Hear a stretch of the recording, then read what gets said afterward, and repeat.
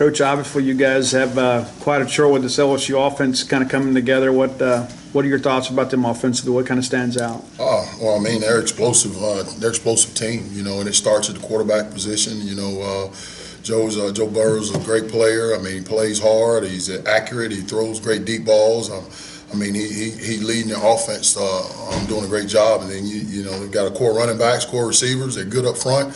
They're a very good football team, very good offensive football team. When you think about your young guys, Crumedy, about the halfway point of the season, do you feel like they're progressing the way you want them to? Most definitely. Both of those guys are getting better weekly. They're starting to understand things, and it's great. I mean, you're playing against some of the best competition in the country, and against these guys in this conference, and they're getting tested every week, and they're getting better and better every week. So I'm happy with where they are, but we still got a long way to go. You mentioned a little bit with the running backs that LSU has. Obviously, Joe catches a lot of the headlines, but Clyde Edwards-Helaire is a guy who can kind of be a guy to deal with. I mean, what do you see from him? Well, they're explosive. I mean, it's an explosive group of backs. They do a great job. They're very patient. They hide behind the line, and then when they see the hole or they see the opening, they explode quick. They can go from stop to fast very quick. They run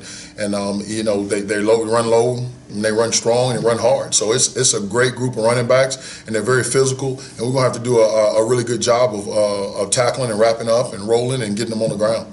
Defensively, you guys get a lot of quarterback hurries, not a lot of quarterback sacks. What do you think you guys need to do to kind of finish those plays? Well, we've had opportunities and we've just left them on the field. We probably left about 6 or 7 sacks out on the field up to this point, and we just continue to work. You just keep working and keep playing, and those things will come.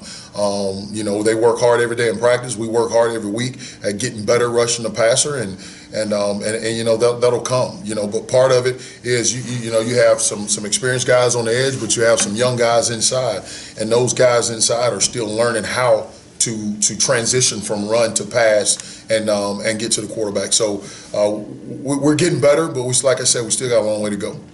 Along those same lines, with so much this RPO stuff and the blocking schemes are a lot different than they were even 5 years ago. How difficult is it to teach those guys to kind of transition from run to pass? Well, it's very difficult because for them, especially the young guys that are inside, for those guys, I mean, all the RPO stuff tells them run. And they're playing run hard, and then all of a sudden I got to transition to pass, and next thing you know, the ball's out. So it's a very tough scheme. I mean, that's college football nowadays, and that's just something that you have to adjust to. And our guys, we've got to, if we're not getting there, we got to do better, getting our hands up and trying to knock some of these balls down. When you have talented young linemen like the Crumedies and the Lovitts and the Pickerings, and they face that first flash of adversity that they've never faced in high school, how do you get them past that and say, this is just a developmental stage for you? Well, I try my hardest, and we try as a team to put those guys in as many type of situations like that during practice. So when it comes in a game, they've been there before, they understand it. But it's different when you're under the lights and you're playing against the number 2 team in the country, and they'll bounce back. I mean, we've got 2 really good players in those 2 guys, and even Pickering. With those guys, we've got some really good players in those guys, and they face adversity the right way, and they understand it, and they are fighters, but it's a teaching thing, and we're doing that daily. Kind of on that front, with so many young guys, and obviously leaves in and out and whatever, but with that, what's the challenge of coaching a group that's young and maybe not as deep as other groups? Well, it's just being consistent. I mean, being consistent every play. You do something right one play, and that doesn't excuse you the next 5 plays to not be able to do it right. And right now that's where we are. We're doing it right 2 plays, and then there's 2 plays where we're not. And being consistent and doing it all the time, and then just being more physical. The bigger you get, the stronger you get, the more confidence you have and playing physical.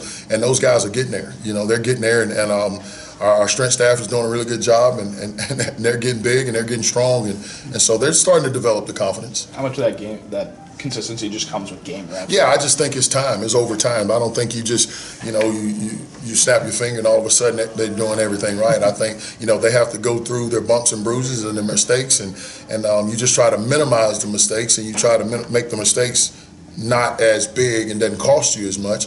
And then as you go through that, you learn from the reps.